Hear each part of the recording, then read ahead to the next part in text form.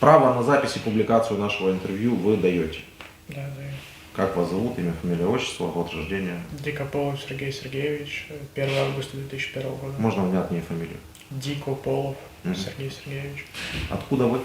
Волгоградская область, город Камышин. Как и когда вы сюда попали, в Украину? Имею в виду, заехали и все, как это все происходило? 24 числа в 6-7 утра В 7 утра. Откуда?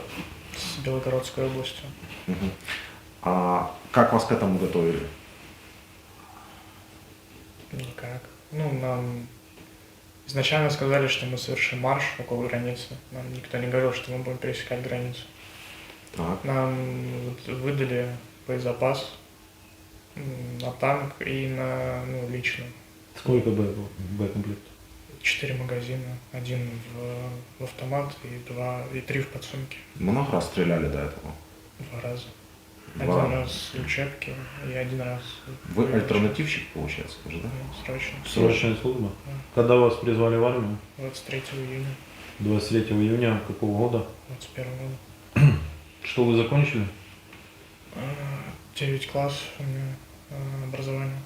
Ну и после этого пошел в колледж в городе. Какой колледж? Камышинский технический колледж.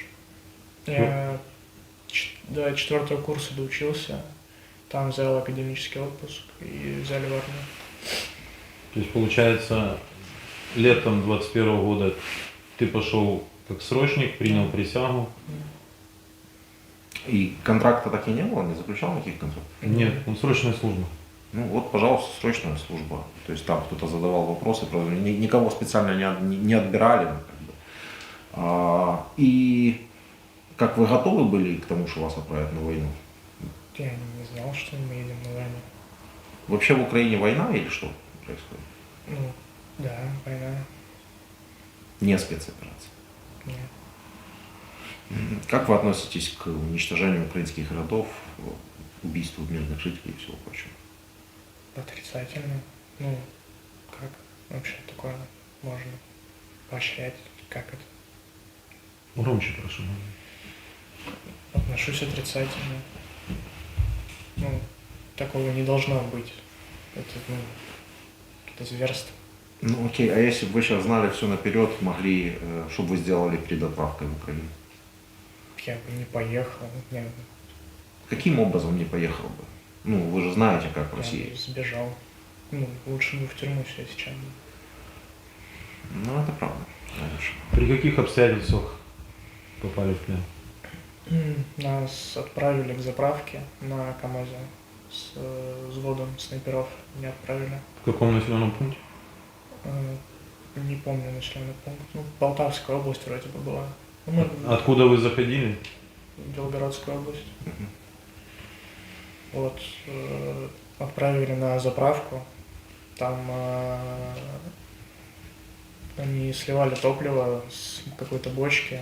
Ну, заброшенная заправка. Они кто? Кто они? Ну, там была одна машина, вот топливозаправщик. Ваша. Да, там. То есть вы воровали бензин? 2 механика каких-то. Ну, они, видимо, воровали, да. Нет, Ну да, грубо говоря. воровали Видимо, так. мародеры. Вторая армия мира. Вторая армия мира. Воруют бензин в города. Хорошо вооружена, оснащена вторая армия мира. Сейчас, подожди. Да, ты увидел, что сливают бензин с частной автозаправки. Что дальше? Она была заброшена. Там не Потому было- что война, потому что вы ее забросили. Вы расстреливаете кассиров. Ну, на тот момент я... Рассказывайте. Меня попросили помочь там передать шланг, ну, к топливозаправщику. Произошел взрыв, меня оглушило. Потом я попытался отойти, упал. Там, потом забежал в заправку, когда пришел в себя. Пробыл там какое-то время. Ну, там стреляли все это время. Я не увидел никого из своих, и там заправка начала гореть уже. Я боялся, что она взорвется. И просто пробежался и сел в кузов КамАЗа, на который мы приехали. И сидел там, пока все не стихнет. И что потом начало? Потом кто-то сел на водительское место КамАЗа и поехал вперед. Вот. Потом они, когда уже, ну, он проехал, ну, не знаю, ну, минут 5 мы ехали. А сколько человек после... Я в КамАЗе один был, ну, вот уже когда. Угу. А изначально там ну, человек 8 было. Угу. Проехали и что? Ну, я смотрю, там уже человек 20 с этими с нашивками, с желтыми уже. Ну, я, когда КамАЗ остановился, с поднятыми руками вышел и лег. Ты понял, да, что надо лучше выходить с поднятыми руками? Ну, да. Что было дальше? Ну, они сказали, чтобы я лез обратно в КамАЗ, и мы проехали еще чуть дальше в лес. Там ну, посмотрели карманы, все, забрали все оружие, ну, подсумки и все. Вот. Потом пересели в какую-то легковую машину гражданскую. А как с тобой обращались все это время, пока вы там пересаживались в машину гражданскую? Что-то делали? Нет, ничего не делали. Ну, просто руки за спину и вели. Не такие уж страшные эти вот, да, украинцы, как вам рассказывали по телевизору. Ну да. А Когда- по телевизору рассказывали про националистов, там вот этих всех страшных, Я да? не знаю, что говорили по телевизору. Не Я смотрел. в полях же был. Не-не-не, я Когда- говорю до этого. когда это ты в уже плен подводили. попал? 28 числа. 28 числа. Я имею в виду, по телевизору вообще же в России до войны подводили же как-то информационно к этому ко всему, долго рассказывали, что в Украине там... Полгода же дома не был. Я же не смотрел телевизор. Ну ладно, окей, бог с этим телевизором, в общем. А ты, получается, призвался и тебя сразу отправили в леса? Нет, в леса мы поехали в конце января, в 20-х числах. Ну, в поля. А до этого ты в воинской части был? Да. Давай попробуем набрать маму. Что-то хотел бы ты вообще передать россиянам, что в этой ситуации надо делать? Или другим людям, которых вот так сейчас точно так же, как тебя, отправляют сюда? Что-то мог бы? Ехать сюда ни в коем случае. Ну, говорить всем, что здесь происходит. Ну, показывать, что здесь происходит. Чтобы, ну, А что ты можешь сказать тем россиянам, которые напишут здесь в комментариях, что это фейк? Потому что напишут. пишет. Буду брать. Алло, мам. Алло, Алло, мам, привет. да, привет, сыночка, что ты как? Все нормально. У тебя все хорошо? Да, у меня-то что там, какие новости, ничего вообще не говорят. Да нет, особо ничего не говорят. Мам, можешь связаться там с воинской частью или еще с кем-нибудь, чтобы я числился как военнопленный в списках? Я уже же ездила, я им сообщила, они сказали, что ты включен, но я еще раз уточню. Ага, хорошо. А насчет там... Я, знаешь, кто? Кудрявцев Павел Геннадьевич, это вот, по-моему, сейчас в Рио командование ваше, потому что он сказал, командиров нет, ходил Кудрявцев. Знаешь такого? Майор. Не знаю такого. А кто-то, Ну, не знаю, сейчас там никак. с батальона, кто-нибудь еще живой, не знаешь? Ни про кого не Вообще он слышал. никакой информации вообще не дает. Он вообще ничего не говорит. Я знаю еще 4 мальчишки в плену, вот именно 32010 части. Мгм. 4 мальчишки молодых, срочники. Вот я знаю, что они в плену. А насчет остальных вообще никакой информации не говорит. Я говорю, погибший есть? Он говорит, да. Но сколько, что, как? А сколько погибших? И говорит, вся информация не подтверждена, все надо подтверждать. Ну, сколько погибших не говорят? Не говорят, вообще не говорят.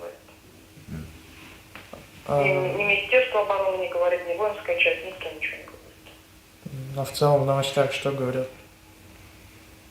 Ну, вот как сказали, 6, по-моему, марта 489 человек, и все, больше ни разу запрещено разглашать эту информацию якобы. Да полно, что, привозят уже ребята, уже и в Камышине очень много, и по другим городам привозят много очень. Я понял. Можете спросить маму, как она думает, осуществляется ли прямая российская агрессия против Украины или нет? Мам, там это... Ага. Осуществляется ли прямая российская агрессия в сторону Украины? Это как понять, я не очень понимаю. Ну, Как понимаете? извините, я журналист, да, я просто рядом тут сижу, мы сейчас вот общаемся. Да, я слушаю. Ага, я просто И могу да, вопрос ну просто вот такой вопрос.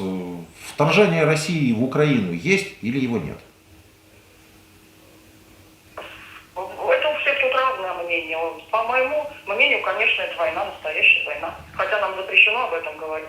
Нам рты затыкают и говорят, что это боевая операция. Но по сути мы все прекрасно понимаем, что это война. И очень много людей понимают, что это война и требуют прекратить. Ну, ввели у нас же статьи, вы же в курсе, да?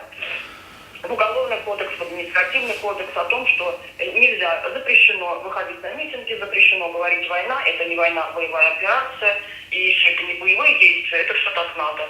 Избавление, денацификация, вот это вот демилитаризация, вот только так могу сказать. А А кого... как-то люди понимают, Я уже понял. много привезли ребят уже.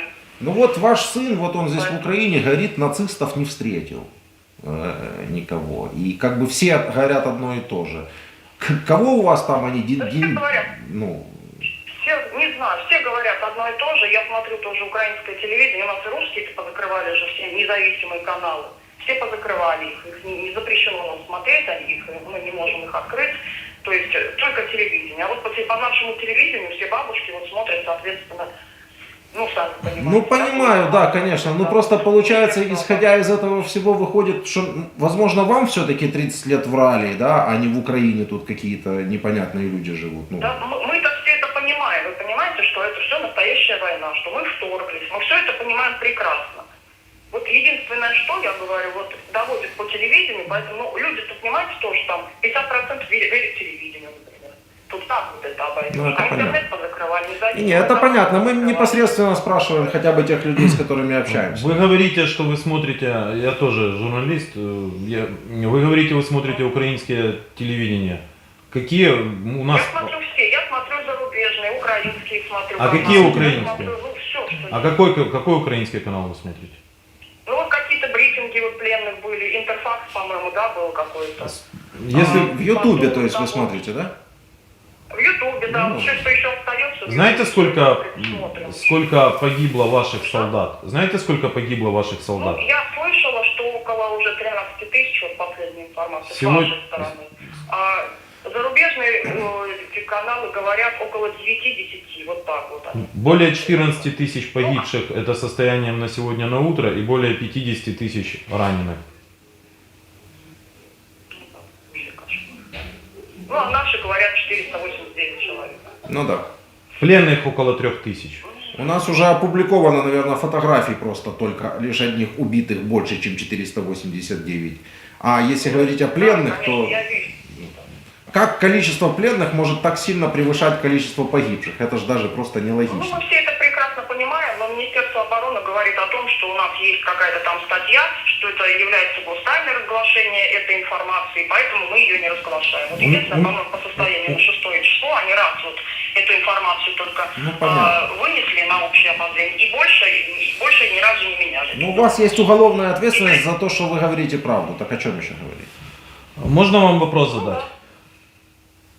Да. Как вы думаете, это все можно остановить?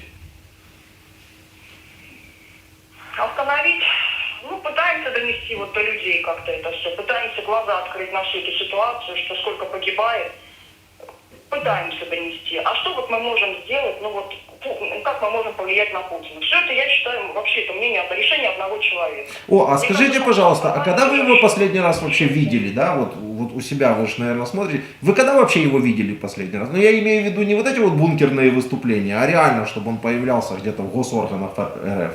Ну, я его ни разу не видела, поскольку мы живем в 1000 километров от Москвы, и, конечно, я его ни разу не видела.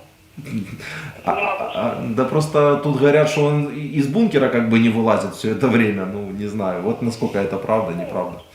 Ладно, вы пообщайтесь тогда. Мы не будем мешать. Да, Несколько не минут мешаем, пообщаемся. пообщайтесь. Хорошо, спасибо. Да, там что, там пресс-конференцию тоже они решили, да, организовать? Ну, интервью. Оно будет на канале. На Скажи, канале. что Канале ищи своих там. увидите, да. На каком канале? В телеграм-канале ищи своих и потом на YouTube канале. Ну, Владимир Золкин, там есть такой канал в Ютубе, там уже публикуются эти Ну, все видео. его я тоже посмотрю, да, я посмотрю, да, его я тоже смотрю Мгм. постоянно. Ага. Вот. Ты отцу Ну, я говорил смотрю. насчет того, что я здесь? Да, я, конечно, с первого же дня сразу сообщил. Ну, мы пытались везде, и до Министерства обороны, везде мы пытались доходить. Ну, все просто ничего не признают, никого у нас нет, ни пленных, ни раненых, ни убитых, никого у нас нет. Вся информация запрещенная, все, мы ничего не можем разглашать. Но вот сейчас жду ответа на обращение, вот воинскую часть доехала. До воинской части доехала, вот этот вот вышел вот этот товарищ Кудрявцев, майор, который сказал, что все командование там, и никакой информации он не может сказать, потому что его только назначили, он в Рио. Ты лично Я с ним не спрашивала, разговаривал, как да? пленных. Да, он выходил сам, да, мы слово были, мы слово пережили. Вот, я с ним лично разговаривала. Сначала я с ним поговорила, и я спросила информацию про пленных, он признал эти 4 человека. Я говорю, ну мне достоверно известно, что еще 4, кроме моего сына, пленных. Он сказал, да, это есть. А вот про остальные потери, сколько там, чего там, как бы, не было ничего. Я понял. Он молчит, он ничего не говорит. Вот. Ну, потом я ему еще звонила несколько раз по телефону, разнесла его, как могла. Сказала, что мрази и твари, что так не поступают со своими солдатами, что украинские все-таки сообщают о потерях и обо всем, а вы вообще молчите, рты позакрывали и говорите, что информация не подтверждена. Это все, что мне сказали на данный момент. Ты бы знала, как тут солдаты поступают наши. Ваш? Да. Ну вот, Но я слышала. Ну, сослуживец, ну как. Вот парень у нас в камере есть, говорит, ну, там их обстреляли, у него, ну, нога просто в дребезги. Его просто перевязали, на дороге бросили и уехали. Да не, он сам себя перевязал, по крайней мере. Сам себя перевязали. А, вот сейчас я только смотрела этот ролик, по-моему, лет 30 ему, да, 30? Да. Или помоложе. Вот сейчас только просто вот смотрела, сейчас сидела, как раз звонок видела, я, да, этот ролик смотрела. Ну, я слышала тоже, что говорят. И добивают, и бросают, это тоже я слышала. Ну, а что ты хотел? Ты когда служил, ты же видел, какие там у тебя друзья были, у тебя там друзья на тот момент, Ну, по так. сути. Ты же прекрасно понимал, что тебе... Ну, я имею в виду вот в последней вот когда части. Да. Ну, вот твой командир пошел за тебя выступаться, ты же прекрасно понимаешь, что вряд ли. Ну да. Ну, вот. Ты же прекрасно понимаешь, что такие отношения, они не могут быть как друг за друга, что ли. Поэтому я и переживала, что вот так. Своих не бросаем только в кино, да? Ну да. Что мы с друзьями в этой команде. То есть есть ребята, которые достойно себя ведут, а есть... Ну а ты про своих не знаешь, там кто-то выжил? Не, Своих я именно. ничего не знаю насчет своих. Вообще ничего, да? Ну, последний раз, когда вот меня увозили уже, сказали, что вот по тому месту, где мы были, там сейчас работает авиация. Я не знаю, что там дальше было. Но вас бомбили, как получилось, что танк твой просто взорвали? Нет, или танк. кто-то тебя просто... За 2 дня до того, как меня взяли в плен, танк мой заглох, и все, мы оставили его. И получается, колонна ушла, а, вы его оставили. Да. Там другой танк подъехал подкурить и тоже заглох. В итоге я как просто пехота был. А, Вы не волнуйтесь, наши подчинят, поменяют аккумуляторы, все будет нормально. Ваши танки нам хорошо заходят. Да, не нормально. переживайте. Да, все это знаем. Нормально. Они чинятся, работают, все Получается, как? стреляют. Ну, просто отправили в КамАЗе со взводом снайперов. Ну, то, что у нас места не было в нашей БМП, нашего взвода. Отправили. Вот. И там на заправке. Совсем с другими ребятами. Ну да. И на заправке взорвали, что ли, по сути? Да, там... Сколько погибло на заправке? Я не видел, чтобы... Ну, я просто никого из своих не видел. Я видел, что кого-то отбросило от взрыва, но я не знаю, живой, не живой. Ну хорошо, давайте заканчивать уже. Да и Ладно, мам, давай. То есть не прокатывает. Все, давай. Время Все, закончилось. хорошо, Сонечка. много Держись. людей просто, не то что Держись, много да. людей. Давай, Давай. давай, Сонечка, держись. Хорошо. Ага, будем стараться, будем что-то делать, будем как-то кричать об этом говорить, будем, все будем. Все, давай. Люблю тебя. Стараемся, сын, Анна, давай. Еще раз, последний вопрос вам задам. Что вы можете передать россиянам, которые напишут в комментариях, не напишут, что это все фейк. Мне кажется, таким людям просто бесполезно что-то объяснять иногда. Им нужно просто, видеть что-то своими глазами. А можно сказать, что это просто мрази? Да, можно. А на сегодня новостей у нас для вас больше нет. Шучу, есть, конечно, у меня в Телеграме, там обязательно подписывайтесь, я стараюсь все время хоть что-то публиковать, несмотря на то, сколько мы работаем, складываем, публикуем, заливаем и так далее. Все равно я стараюсь минимальные сводки давать по текущему дню. Спасибо вам тоже. Да. Все. Вставай.